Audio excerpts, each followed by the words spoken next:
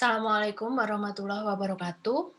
Jadi, untuk pertemuan kali ini kita masih membahas mengenai struktur seleksi, dengan menggunakan, struktur yang berbeda dari yang sudah kita pelajari kemarin. Jadi kalau yang kemarin kita belajar ada if then, kemudian if then else, nested if. Nah, sekarang kita akan belajar mengenai struktur seleksi yang lain yang bisa kita gunakan untuk menggantikan struktur seleksi yang lebih kompleks yang sudah kita pelajari kemarin. Nah, eee, kita kali ini akan membahas mengenai konsep case, jadi, switch case gitu ya. Eee, di sini konsep case ini akan digunakan untuk masalah dengan 2 kasus atau lebih.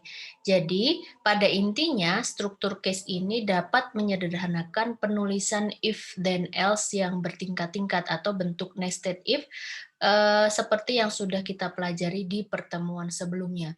Jadi dengan, penulisan atau dengan struktur case ini, itu bentuk, sintaksnya diharapkan akan lebih sederhana dibandingkan dengan, nested if then else seperti yang kita pelajari kemarin. Berarti di sini, biasanya kalau bentuk kita meringkas bentuk gitu ya, itu adalah supaya lebih mudah, lebih jelas gitu. Tetapi pada intinya berarti, pemecahan permasalahannya sama-sama menggunakan atau memerlukan struktur seleksi. Nah, bentuk umum dari case itu akan dimulai dari case, kemudian nama variabel yang akan kita seleksi gitu ya. Kemudian di sini ada kondisi satu, jadi, yang terkait dengan isian nama itu kondisinya apa. Kemudian aksi, kondisi 2 apa, kemudian aksi 2 kemudian kondisi 3 aksi 3 dan seterusnya. Jadi biasanya bentuk case itu adalah kita gunakan untuk, memberikan opsi seperti, apa ya, ilustrasinya seperti di multiple choice pilihan ganda gitu. Jadi kalau misalkan ada, satu set pilihan aksi yang tersedia, pengecekan kondisi yang beberapa macam gitu ya. Kemudian kondisi, ini akan membawa ke aksi-aksi yang berbeda. Nah, itu bisa kita ringkas dengan penulisan struktur case ini. Kemudian di bagian akhir, jadi di sini maksudnya kondisi satu 2 3 ini berarti di dalam struktur case ini kita bisa membuat struktur seleksi yang banyak gitu ya, yang banyak. Kemudian, eee, kalau misalkan, yang akan kita seleksi itu sudah di luar yang kita definisikan di kondisi satu sampai N, maka yang akan eksekusi ini adalah yang di otherwise. Jadi kalau yang kondisi ini tidak terpenuhi semua, kondisi satu sampai N, maka dia akan melakukan yang ada di otherwise, aksi X. Kemudian baru end case.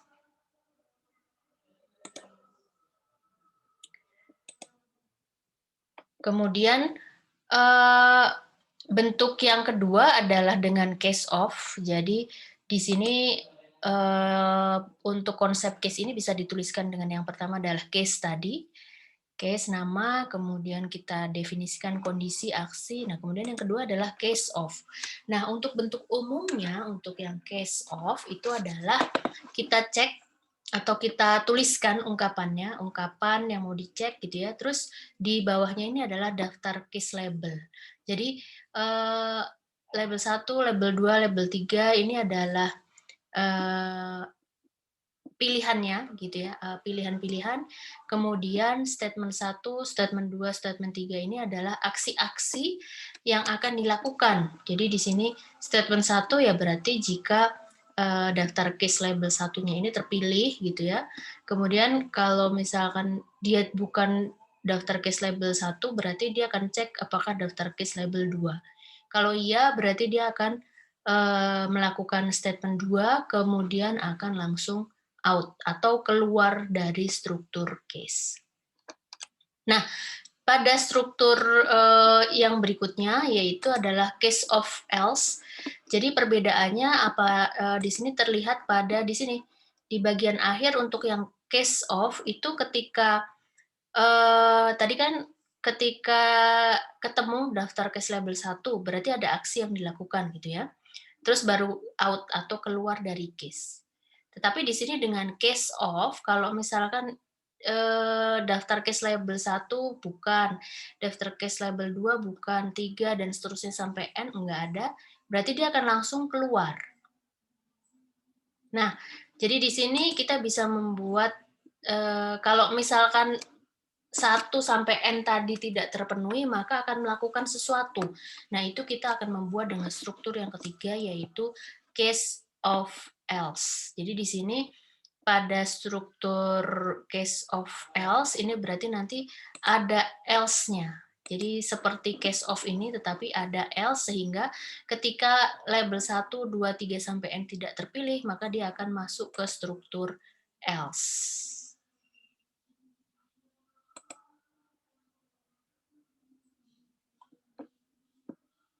Nah, kemudian kondisi 1, kondisi 2 dan sampai dengan kondisi N. Jadi yang di sini ya, di konsep umum itu nanti dapat bernilai benar atau salah, kemudian tiap kondisi diperiksa nilai kebenarannya, kemudian jika kondisi KK benar, maka aksi KK akan dilaksanakan, selanjutnya keluar dari struktur case.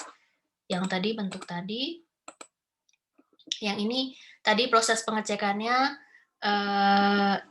aku ulang lagi, berarti akan dicek kondisi 1 terpenuhi atau tidak, 2 terpenuhi atau tidak. Kalau salah satu sudah terpenuhi, kondisi 2 terpenuhi, maka dia akan melakukan aksi 2. Kemudian dia akan out. Kalau misalkan di sini tidak ada dari kondisi 1 sampai N tidak terpenuhi, maka dia akan melakukan yang di otherwise aksi X ini.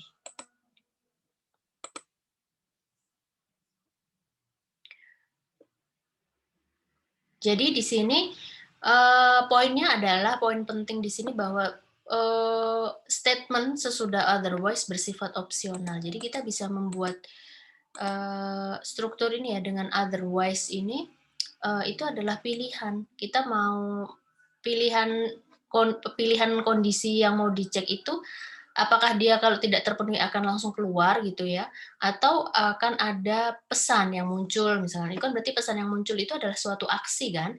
Nah, itu bisa kita letakkan di sini atau tidak, itu tergantung dengan kebutuhan. Makanya di sini disebutkan bersifat opsional, berarti bisa ditulis, bisa tidak. Nah, konsep case ini, struktur case tadi itu bisa menggantikan kasus analisis atau pemecahan kasus yang menggunakan struktur if then else. Jadi if then else itu mungkin bagi beberapa teman mungkin mendapati bahwa kalau dengan struktur if then else itu ya bentuknya yang bersarang itu akan membuat bingung misalkan. Nah, ini sebenarnya masih bisa dibuat atau kita masih bisa translasikan ke bentuk solusi yang lain, yaitu dengan menggunakan struktur case ini. Nah, sebagai contoh, membuat algoritma yang membaca sebuah angka bulat yang nilainya terletak antara 1 sampai 4, lalu menuliskan ke piranti keluarkan angka tersebut dalam kata-kata. Misalkan angka 1. Jadi misalnya si user masukin angka 1, akan muncul feedback ke layar 1, SATU gitu ya. Tampilan huruf gitu ya. Tampilan kata. Terus di sini pilihannya adalah 1, 2, 3, dan 4. Selainnya itu, kalau si user memasukkan angka yang lain di luar 1, 2, 3, 4, maka akan muncul pesan angka yang dimasukkan salah.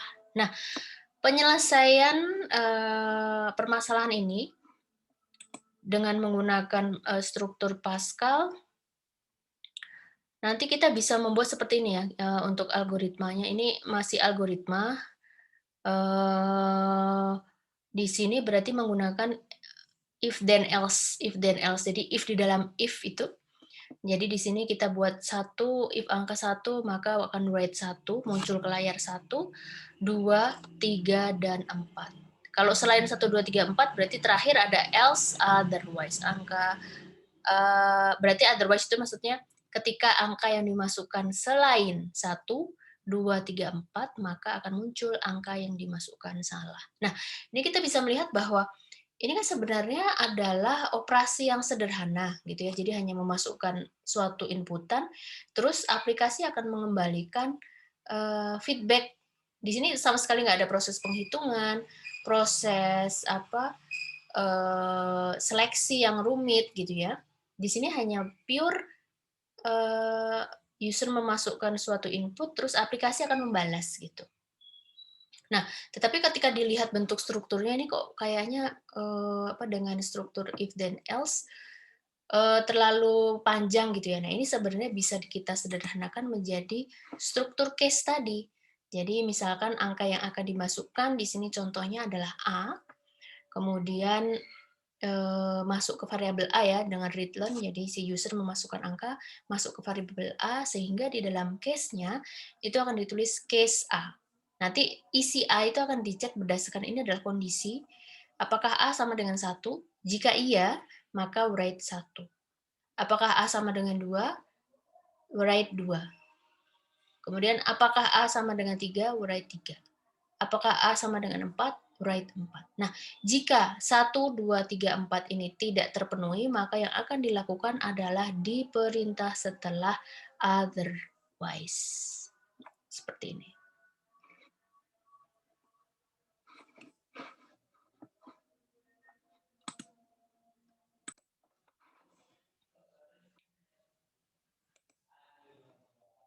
Kemudian kita bisa buat kita bisa ringkas gitu ya, perbedaan antara if then else lebih dari 2 kasus dengan a case. Nah, jadi di sini misalkan ini kita sudah buat kemarin, menampilkan suhu, yang di-input itu suhu, terus, nanti akan mendapat, umpan balik berupa wujud wujud airnya gitu. Jadi di sini ada wujud zat cairnya itu bisa padat, cair, atau uap. Jadi kalau misalkan kurang sama dengan 0 itu padat, kemudian dari, lebih besar dari 0 sampai kurang dari 100 itu adalah cair, kemudian, yang lain atau di atas, 100 ke atas itu adalah uap gitu. Nah, ini adalah penulisan atau pembuatan dengan struktur, if then else. Jadi, teman-teman kemarin juga sudah membuat kan ya untuk yang kasus ini yang di modul praktikum itu, if, kemudian, if then, kemudian else if, then, kemudian terakhir adalah else.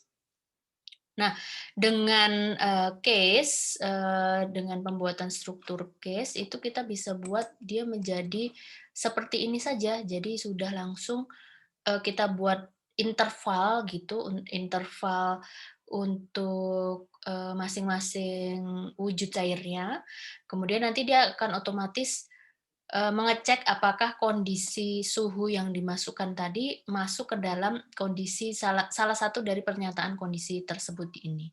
Jadi apakah dia kurang dari 0 gitu ya, terus, antara, 0 sampai 100 atau yang lain.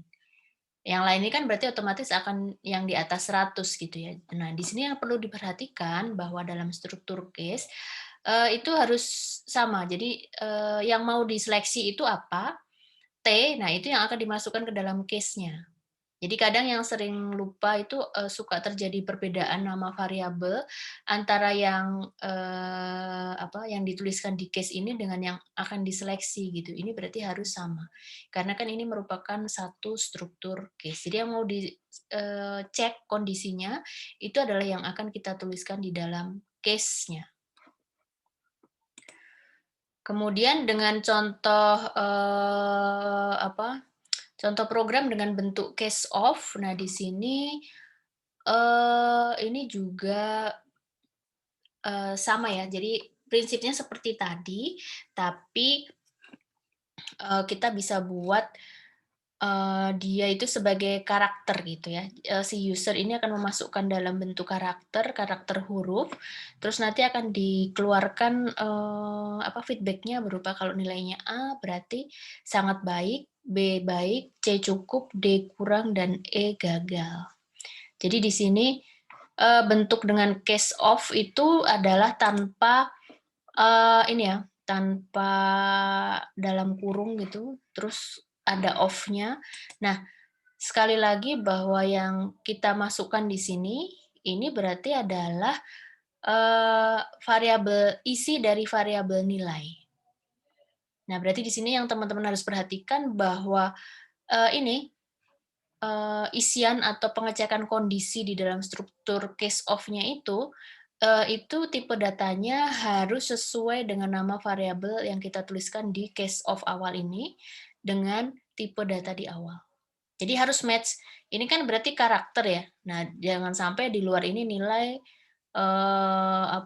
titik 2 integer gitu. Tapi di dalamnya ini kita masukkan, nilai karakter. Ini harus sama. Jadi kondisi di sini, maaf, bukan kondisi, isian atau list gitu ya, isian dari variabel yang mau kita cek itu ada di dalam variabel apa, terus tipe datanya juga harus sesuai. Kemudian contoh yang lain, di sini kita mau membuat, case yang banyak gitu ya, case pilihan of. Nah ini misalkan pilihan 1, 2, 3. Jadi nanti kira-kira, input user-nya apa? Nah, input user-nya adalah angka, gitu ya. Terus tipe data pilihannya apa? Nama variabel tipe data untuk variabel pilihan apa? Integer gitu ya, karena di sini nanti si user akan memasukkan angka 1, 2, 3 atau yang lain. Kalau dia milih 1 berarti akan memeriksa atau akan mengeksekusi satu blok. Menghitung, luas lingkaran. Sedangkan kalau 2 dia menghitung luas segitiga, sementara yang ketiga dia adalah menghitung bujur sangkar. Terus kalau misalkan dia memasukkan angka selain 1, 2, 3 maka akan muncul ini. Nah, ini adalah contoh penulisan struktur case of yang statement-nya itu berupa blok. Nah, teman-teman ingat bahwa kalau statement-nya itu berupa blok akan ditandai dengan begin dan end. Jadi, ketika satu ini terpilih, maksudnya satu itu yang di-input oleh user kan berarti ini terpenuhi ya, pilihan ini akan sama dengan 1, maka yang akan dieksekusi itu adalah satu blok di antara begin dan end ini. Jadi akan muncul jari-jari lingkaran, user memasukkan angka jari-jarinya berapa, terus dihitung luasnya, terus akan muncul ke layar luasnya, gitu. Jadi di sini sekali lagi adalah untuk memodifikasi bahwa bentuk struktur, case of ini bisa digunakan untuk statement yang berupa blok pernyataan. Nah, ini adalah contoh tabel, translasi notasi algoritma struktur pemilihan kasus ke notasi Pascal. Jadi berarti sampai di sini, teman-teman sudah mempelajari 3 macam, struktur pemilihan. Yang pertama adalah if then, kemudian if then else, dan yang sekarang kita pelajari adalah struktur case. Nah, untuk yang pertama, if then itu adalah algoritmanya jika kemudian ada pengecekan kondisi, kemudian then aksi and if. Gitu ya. Jadi di sini catatan di dalam penulisan Pascalnya, kalau aksi yang mau dilakukan itu lebih dari satu statement, maka harus dibuat dalam bentuk blok, begin dan end. Nah, kemudian berarti di sini perbedaannya dengan if then else, perbedaan antara if then dan if then else. Berarti di sini kan untuk if then itu jika aksi itu akan dieksekusi jika kondisinya bernilai benar. Kalau salah, maka dia akan langsung keluar dari struktur if. Nah, untuk if then else ini adalah untuk mengakomodir kebutuhan apabila kondisinya itu bernilai salah, itu dia akan tetap melakukan aksi. Aksinya apa, berarti akan kita tuliskan setelah else. Ini juga nanti sama bahwa nanti di aksi setelah then dan aksi setelah else ini juga bisa untuk beberapa pernyataan, aksi gitu ya, yang nanti akan dibatasi dengan begin dan end. Sedangkan untuk yang case, ini berarti, pengecekan kondisi itu kita buat list, daftar gitu, beserta aksinya. ada kondisinya apa. Jadi kondisi satu ini adalah isi dari variabel nama ini, kemudian ini adalah aksi yang bisa kita tuliskan. Kemudian bentuk case ini adalah bentuk sederhana atau mungkin bukan sederhana ya, tapi bisa untuk menggantikan struktur nested if.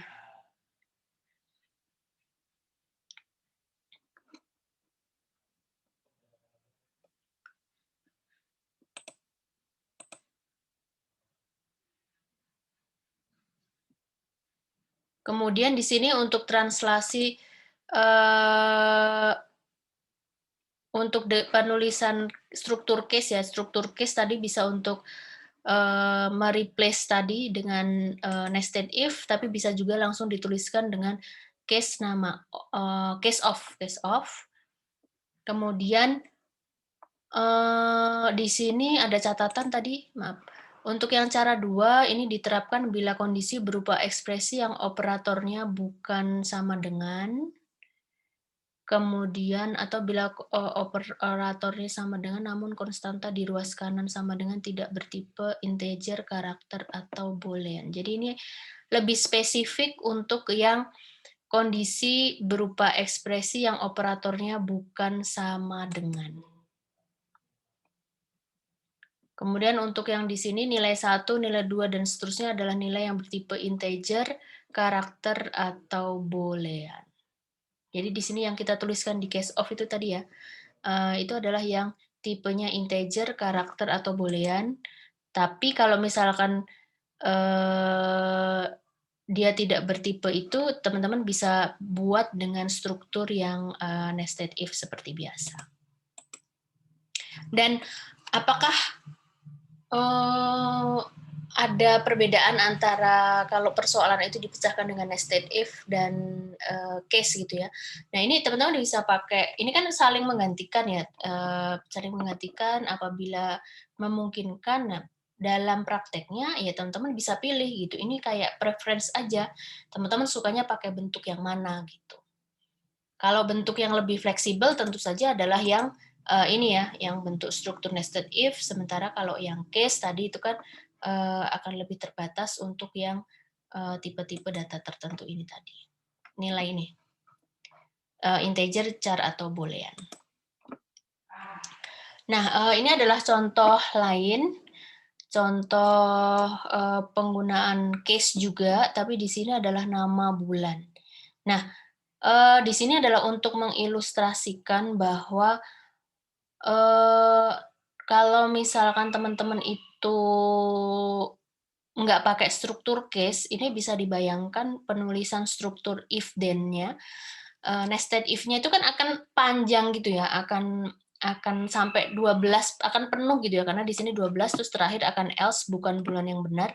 Jadi kalau si user memasukkan angka di luar 1 sampai dengan 12, maka akan muncul bukan bulan yang benar, maka di sini kan ibaratnya kalau pakai nested if, berarti ada if then else-nya itu ada 12, terus terakhir else bukan bulan yang benar.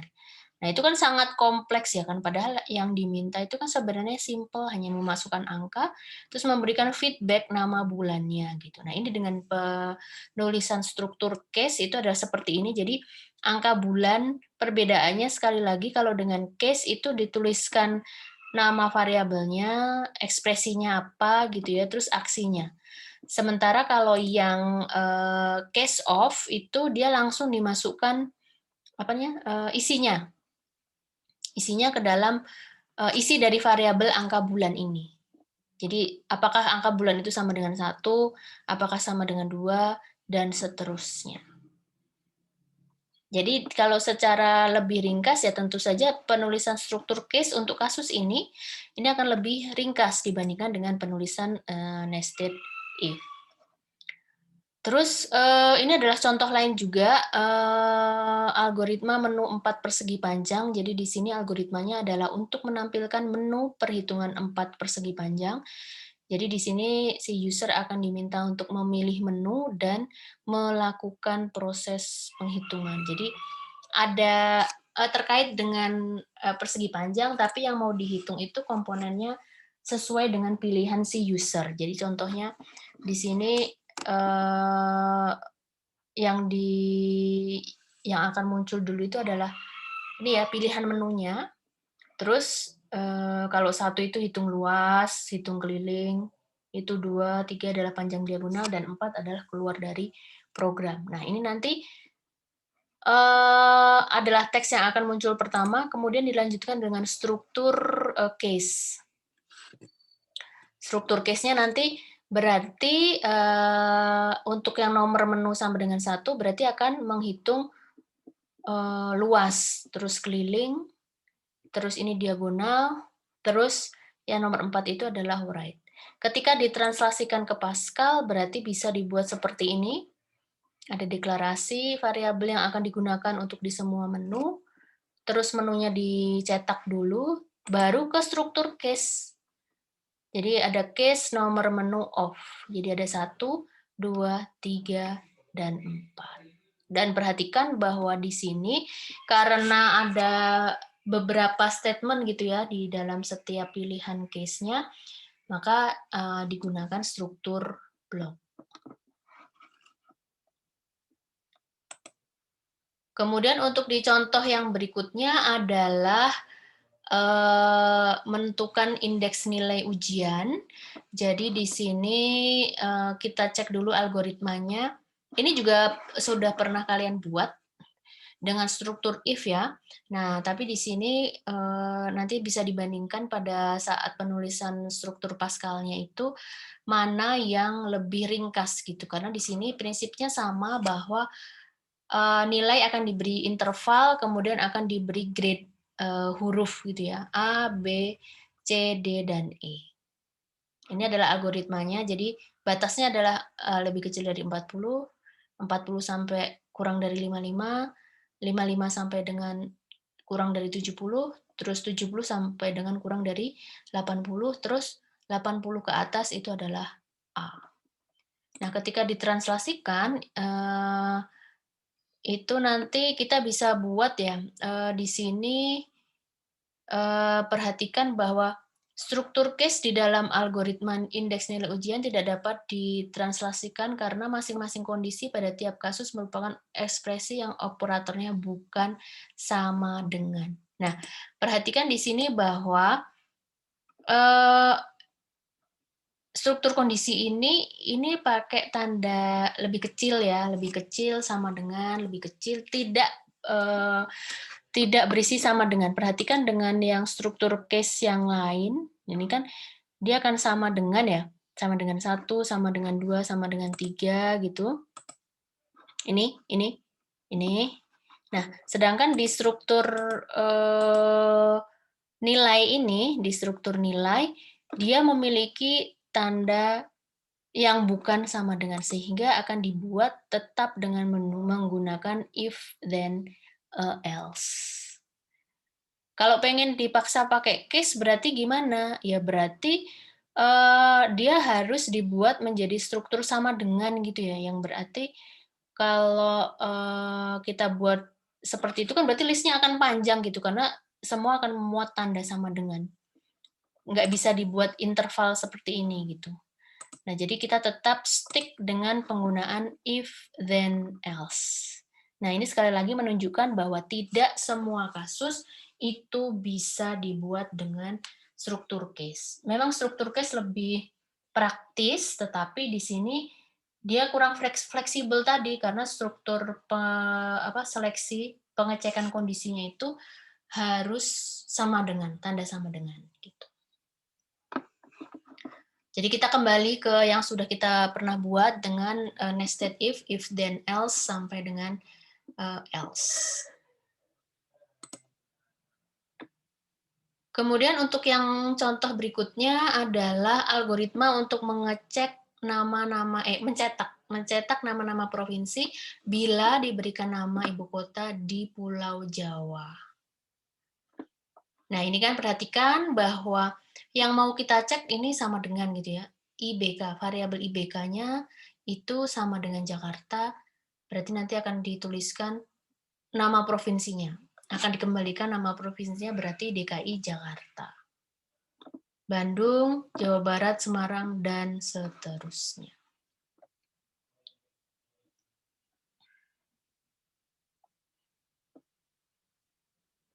Nah, kemudian eh, kita cek sekali lagi apakah ini sudah merupakan atau struktur case ini sudah merupakan yang benar, karena kan tadi pakai tanda sama dengan gitu ya. Kalau yang sebelumnya kan grading nilai dengan interval yang lebih kecil gitu ya, lebih kecil sama dengan itu dia bukan tanda sama dengan itu, dia tidak bisa dibuat ke struktur case. Nah, apakah ini dengan sama dengan ini berarti sudah pasti bisa masuk ke struktur case?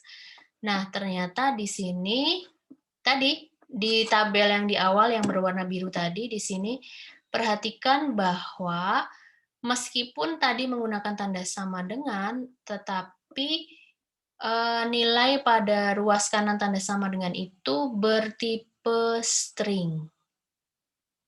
Berarti kita cek yang harus di sebelah kanannya itu kan adalah dia harus bertipe, sebentar, ini aku mau kembali ke tabel yang biru itu ya, integer, karakter, atau boolean.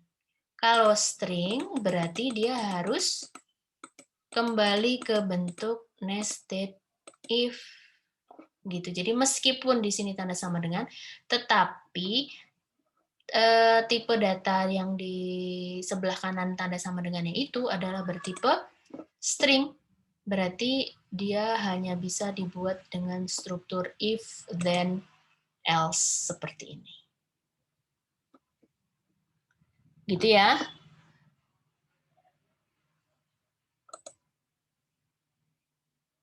Kemudian di sini adalah algoritma untuk menentukan jumlah hari dalam 1 bulan. Ini yang diminta adalah angka bulan, tahun, jumlah.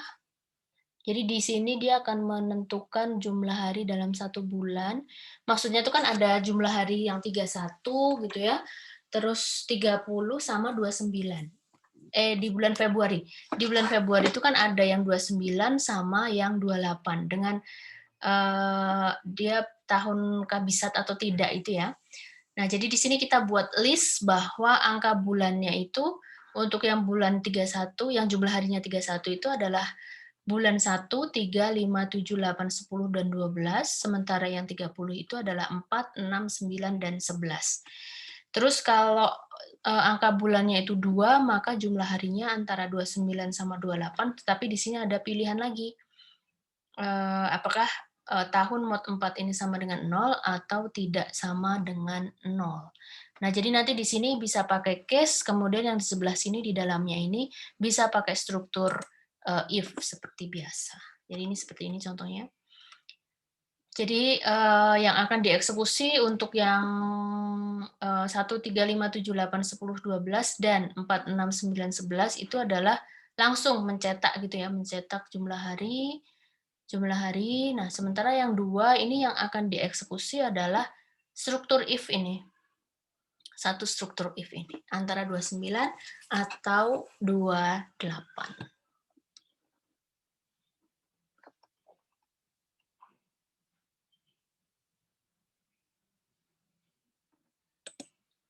Nah, kemudian untuk ringkasan, jadi yang